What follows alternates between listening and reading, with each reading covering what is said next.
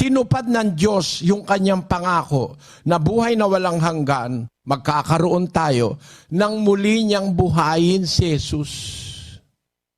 Pinakita niya na mamatay man ang tao, ang Israelita, ang pangako niya hindi nawawala, hindi nasisira. Bakit? Kung paanong binuhay si Jesus, bubuhayin din tayo para magkaroon ng buhay na walang hanggan. Yun ang ipinapaliwanag ng mga alagad. At yan din ang ipinaliwanag ni San Pablo sa mga taga-Korinto. Na kung hindi binuhay si Jesus, walang kwenta ating pananampalataya.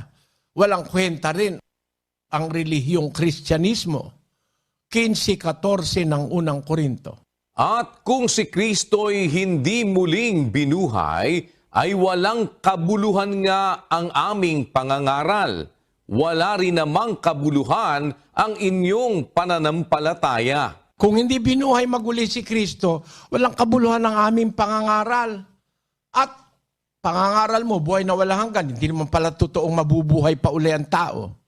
Walang kabuluhan. Wala rin namang kabuluhan ang inyong pananampalataya, yung paniniwala nyo na may buhay na walang hanggan kung walang pagkabuhay na maguli. Kaya nang buhayin si Kristo, tinupad ng Diyos ang kanyang pangako sa ating mga magulang. Nang buhayin niyang muli, buhayin niya si Jesus.